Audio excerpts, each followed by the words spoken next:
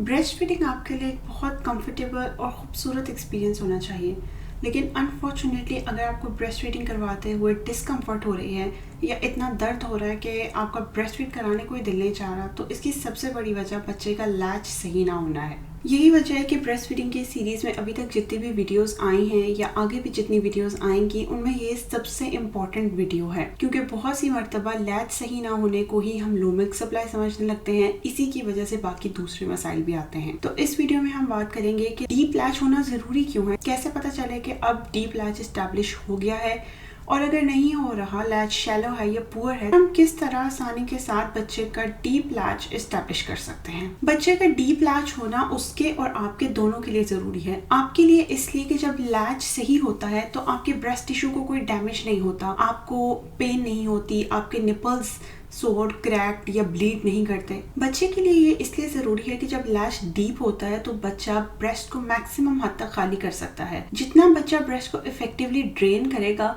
उतनी ही आपकी milk supply increase होगी। आपको कैसे पता चलता है कि बच्चे का लैच सही नहीं है? सबसे बड़ी और पहली निशानी तो ये है कि आपको ब्रेस्ट फीडिंग के दौरान बहुत डिस्कम्फर्ट होती है। थ्रू आउट द सेशन दर्द होती रहती है, मसलसल ऐसे फील होता है जैसे आपके ब्रेस्ट टिश्यू को कोई खींच रहा है। और ब्रेस्ट फीड कराने के बाद जब आप देखें तो आपके निपल की नॉर्मली जो पोजीशन होती है वैसी नहीं होती। निपल या तो फ्लैट हो गया है या जैसे लिपस्टिक की टिप होती है ना, उस तरह पॉइंटेड निपल हो गया है। निपल का कलर चेंज हो सकता है, पहले जैसे फ्लैशी पिंकिश सा निपल था वो नहीं है, बल्कि उसमें ब्लैंचिंग हो गई है कि निपल का कलर व्हाइट हो गया है। ये तब होता है जब बच्चे ने सिर्फ निपल मुंह में लिया हो और वो सही तरीके से ब्रेस्ट फीड ना कर रहा हो, तो निपल की ब्लड सप्लाई जो है वो कम हो जाती है, जिसको हम वेजोस्पैज्म कहते हैं। तो इसकी वजह से वाइटनिंग सी हो जाती है। या आप देखें निपल्स में रेडनेस बहुत हो गई है, निपल्स दर्द कर रहे हैं, क्रैक निपल्स हैं या इवन ब्लीडिंग हो रही है। ये सब इस बात की निशानियां हैं कि बच्चे का लैच सही नहीं था। दूसरे नंबर पे आपको वाज़ेह तौर पे नजर आए कि बच्चा जो है उसने सिर्फ निपल मुंह में लिया हुआ है। निपल के साथ जो डार्क रंग का ब्रेस्ट का हिस्सा है जिसे हम एरियोला कहते हैं, वो मैक्सिमम बच्चे के मुंह के अंदर होना चाहिए। लेकिन अगर वो काफी ज्यादा आपको बाहर नजर आ रहा है और देखने से पता चल रहा है कि बच्चे के मुंह में सिर्फ निपल ही है और एरियोला का बहुत कम पोर्शन है, तो ये भी इस बात की निशानी है कि बच्चे का लैच सही नहीं है। और तीसरी निशानी ये है कि आप नोटिस करेंगे बच्चा जब दूध पीता है तो मसलसल आवाजें आती हैं। एक तो स्वॉलोइंग की आवाज है ना, वो तो बिल्कुल ठीक है, वो आनी चाहिए, लेकिन इसके बावजूद ऐसे मसलसल आवाज आ रही है। इसका मतलब है कि बच्चे ने जो सक्शन मेंटेन करनी थी वो सही से नहीं हुई, बल्कि वो बार बार उसकी सीट टूट रही है और वो दोबारा से फिर ब्रेस्ट मुंह में ले रहा है। इसी वजह से बच्चा कभी उतर जाता है, फिर से दूध मांगने लग जाता है, फिर उतर जाता है, बहुत फ्रस्ट्रेट होता है, रोता है। तो इसका मतलब है कि लैच सही ना होने की वजह से उसके अंदर वो मिल्क ट्रांसफर नहीं हो पा रहा, जिसकी वजह से वो बहुत फंसी रह रहा है। ऑब्वियसली जब आप देखेंगे इसकी वजह से बच्चे का वेट गेन नहीं हो पा रहा, उसके इतने वेट डाइपर्स नहीं है जितने होने चाहिए उसकी एज के हिसाब से, तो इसका मतलब है कि कहीं ना कहीं लैच में मसला है, जिसकी वजह से बच्चा दूध नहीं ले पा रहा। तो अब हम बात करेंगे कि हमने अपना लैच कैसे मैक्सिमम इफेक्टिव बनाना है। सबसे पहली बात तो ये कि बच्चे को सही टाइम पे फीड करने की कोशिश करें जिस वक्त वो बिल्कुल काम हो। एक बच्चा जो हिजानी कैफियत में रो रहा हो तो ऑलरेडी उसके जिस्म में इतनी टेंशन होगी कि वो सही से ब्रेस्ट फीड नहीं कर पाएगा। अब जब कोई बंदी पहली दफा माँ बनती है तो उसका एक क्वेश्चन बिल्कुल जेन्युइन होता है कि मुझे कैसे पता चलेगा कि अब इसको भूख लगी है। बच्चे अपने मासूम हरकतों से थ्रू आउट हमें क्यूज देते रहते हैं कि अब उन्हें किस चीज की जरूरत है। तो जब बच्चे को भूख लगी है उस वक्त वो क्या करेगा कि अपने हाथों को मुंह की तरफ लेके जाएगा, हाथों को सक करने की कोशिश करेगा, अपना सर ऐसे ऐसे करना शुरू करेगा, जैसे हेड बॉब्स कहते हैं कि जैसे वो सर टर्न कर रहा है और ब्रेस्ट ढूंढने की कोशिश कर रहा है। अपने होंठों को ऐसे लिप स्मैकिंग करने की कोशिश करेगा, थोड़ा थोड़ा फंसी होना शुरू हो जाएगा और मतलब बड़ी बेचैनी सी हो जाएगी। ये साइंस जब भी आप देखें तो कोशिश करें कि बच्चे को राइट अवे ब्रेस्ट पे लैच कराएं। उस वक्त बच्चे का जिस्म कंपैरेटिवली रिलैक्स्ड होता है और चूंकि बच्चा रो नहीं रहा तो आप भी इजीली उसको लैच करा सकती हैं। दूसरा स्टेप ये है कि प्लीज आप कंफर्टेबल होकर बैठें।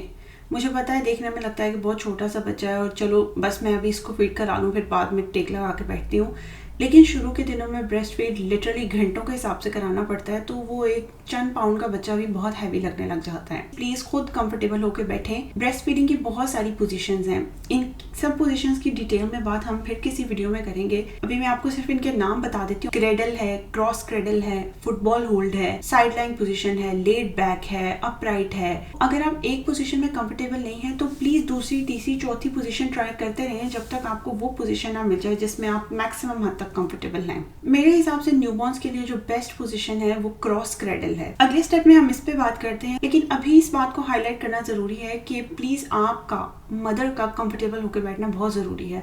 अपने आसपास तकिए रखें, कम से कम 2-3 तकिए जरूर रखें अगर आपके पास ब्रेस्ट फीडिंग पिलो नहीं भी है। नॉर्मल तकिए या कुशन्स वगैरह जो घर में मौजूद हों, रिलैक्स होकर पीछे टेक लगा के बैठें और अपने पाँव जो हैं वो या तो किसी फुट स्टूल पे रख लें या अगर मुमकिन हो तो ऊपर ही कर लें। बिल्कुल ऐसे तसल्ली से रिलैक्स्ड होकर बैठें जैसे आप टीवी देखने बैठते हैं। अपनी बॉडी को रिलैक्स करें, पानी अपने पास रखें, अपने सर और अपनी गर्दन को सपोर्ट करें, पीछे आराम से टेक लगाएं।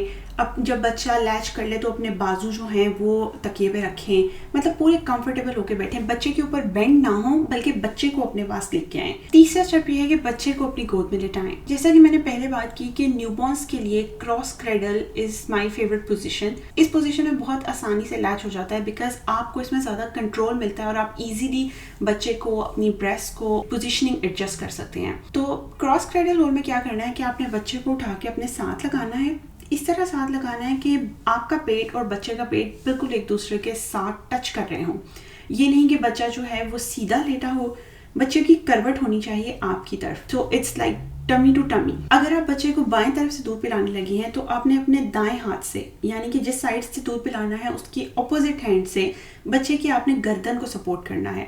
गर्दन को इस तरह सपोर्ट करना है कि ये इंडेक्स फिंगर और थंब ये आपके बच्चे के दोनों कानों पे आना चाहिए, मतलब एक कान पे ये और एक पे ये, और ये आपका हाथ जो है ना ये उसकी गर्दन पे ऐसे रेस्ट करना चाहिए। प्लीज याद रखें कि आपको बच्चे के सर को नहीं पकड़ना। जो बच्चे का सर है वो फ्रीली मूव करना चाहिए ताकि बच्चा उसको खुद कंट्रोल कर सके कि मैंने किधर लेकर जाना है। सबसे इम्पोर्टेंट बात यह है कि बच्चे की पूरी बॉडी जो है वो एक लाइन में अलाइंड होनी चाहिए। उसके कान, शोल्डर्स, हिप्स और पाँव वो एक लाइन में होने चाहिए। ये नहीं कि उसने सर इस तरह मोड़ा हुआ है जबकि वो खुद सीधा लेटा हुआ है। बच्चे करवट पे होना चाहिए। ये तो हो गया कि आपने बच्चे को किस तरह बिठाना है। अब जो आपका दूसरा हाथ है, जिस साइड से आप फीड करा रही हैं उस साइड वाला हाथ, यानी हमारे केस में लेफ्ट हैंड, इससे आप अपनी ब्रेस्ट को एडजस्ट कर सकती हैं। इसके बाद हम फोर्थ स्टेप में करते हैं कि अब बच्चे का मुंह जो है वो मैक्सिमम खुलना चाहिए ताकि वो ब्रेस्ट मुंह में ले सके। तो इसके लिए अल्लाह ताला ने हमें एक बहुत खूबसूरत गिफ्ट दिया है जिसे हम रूटिंग रिफ्लेक्स कहते हैं। न्यूबॉर्न्स के जब भी आप चीक्स को ऐसे स्ट्रोक करें या उंगली जो है वो उनके चीक्स पे या मुंह के साथ फेरें तो वो एकदम सर उसकी तरफ करके वो चीज़ मुंह में लेने की कोशिश करते हैं। बिल्कुल यही आपने करना है ब्रेस्ट फीडिंग के लिए।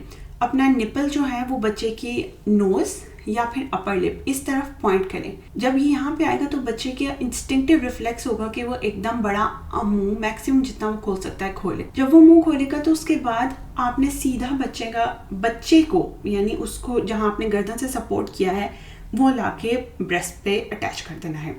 प्लीज़ याद रखिए कि ब्रेस्ट को आगे लेकर जाके बच्चे पे नहीं करना बल्कि बच्चे को अपनी कंफर्ट, अपनी पोजीशन के अकॉर्डिंग एडजस्ट करके अटैच करना है। बच्चे की पोजीशन इस तरह होनी चाहिए कि उसका जो सर है वो बिल्कुल ब्रेस्ट के लेवल पे हो, नोज जो है वो निप्पल या अपर लिप के लेवल पे हो और उसकी बॉडी पूरी एक लाइन में यानी करवट ली हो आपकी तरफ। बहुत से केसेस में सिर्फ रूटिंग रिफ्लेक्स से ही बच्चे इजीली लैच कर जाते हैं, लेकिन अगर इस तरह लैच ना हो तो एक और स्टेप जो आप फॉलो कर सकती हैं कि आपका ये लेफ्ट हैंड जो फारिग था इससे आप अपनी ब्रेस्ट को सपोर्ट करेंगी बच्चे के लिए ताकि वो उसे आसानी से मुंह में ले सके। आपने क्या करना है कि अपनी ब्रेस्ट को ऐसे सी शेप में या फिर इस तरह यू शेप में कंप्रेस करना है। जैसे हम कोई भी बर्गर खाएं तो वो बहुत बड़ा होता है अक्सर और वो हमारे मुंह में वैसे नहीं जा पाता, तो हम अक्सर उसको कंप्रेस करते हैं ताकि हम उसे आसानी से मुंह में फिट कर सकें।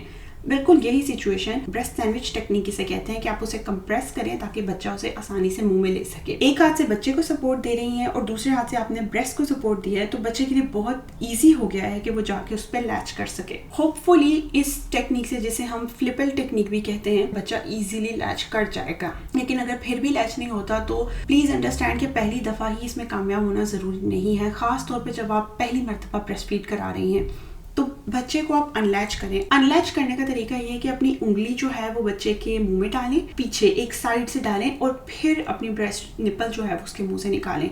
कभी भी याद रखिएगा, कभी भी बच्चे को डायरेक्टली पुश अवे मत करें, इससे बहुत दर्द होता है और निपल लिटरली आपको खिंचता हुआ फील होता है और आपके ब्रेस्ट टिश्यू भी डैमेज होते हैं। तो हमेशा खुद सक्शन ब्रेक करें और फिर बच्चे को अलग करें। जब आप क्रॉस क्रेडल की पोजीशन में बिल्कुल सही तरीके से लैच कर पाएं तो उसके बाद आप दूसरी ब्रेस्ट फीडिंग पोजीशंस भी जरूर ट्राई कीजिए जो एक्चुअली माँ के लिए और ज्यादा कंफर्टेबल होती हैं। अब जब डीप लैच एस्टैब्लिश हो गया है तो बहुत इंपॉर्टेंट क्वेश्चन है कि ये कैसा फील होना चाहिए। जिस बात से हमने ये वीडियो शुरू की थी कि ये आपके लिए बिल्कुल कंफर्टेबल और इंजॉयबल एक्सपीरियंस होना चाहिए, आपको बिल्कुल भी दर्द नहीं होनी चाहिए। हो सकता है शुरू के 30 से 40 सेकंड तक ऐसे आपको थोड़ी सी डिस्कम्फर्ट हो, ऑफ कोर्स पहली दफा ब्रेस्ट फीडिंग के दौरान, लेकिन थ्रू आउट द सेशन मतलब आधा घंटा 40 मिनट या जितनी भी देर आप फीड करा रही हैं बिल्कुल भी डिस्कम्फर्ट नहीं होनी चाहिए। फिजिकल साइंस की हम बात करें तो हमें नजर आएगा ब्रेस्ट जो है वो उसके 4 पॉइंट्स पे टच कर रही है, उसके दोनों चीक्स पे, बिल्कुल ये नॉस्ट्रल्स पे, ऐसे नहीं कि उसकी नाक बंद हो रही है बल्कि बिल्कुल स्लाइटली नोज पे टच कर रही है और जो चिन है बच्चे की वो बिल्कुल ब्रेस्ट के अंदर टक्ड इन है। एक बहुत इंपॉर्टेंट साइन कि बच्चे के जो लिप्स हैं वो इस तरह अंदर की तरफ नहीं होने चाहिए बल्कि फिश लिप्स होने चाहिए कि वो बाहर की तरफ होंठ निकले हो, आपको दोनों होंठ नज़र आने चाहिए।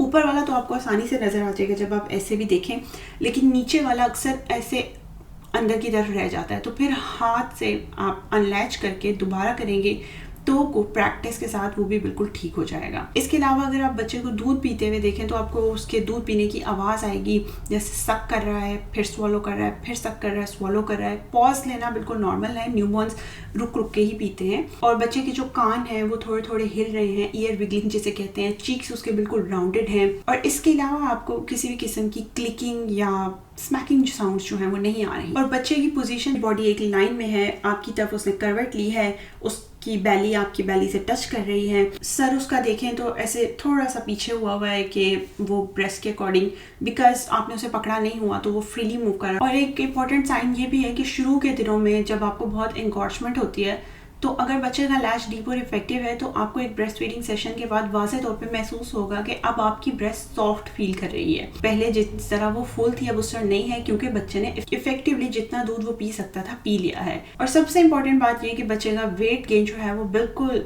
सही तरीके से उसकी एज के मुताबिक हो रहा है और उसका डायपर बार बार न्यूबॉर्न्स के लिए तो हर 2 से 3 घंटे के बाद चेंज कर रहे हैं। तो इसका मतलब है कि वो सही तरीके से दूध ले पा रहा है जितना उसे लेना चाहिए और ऑफकोर्स ये तभी पॉसिबल है जब वो ब्रेस्ट पे सही तरीके से लैच किया है।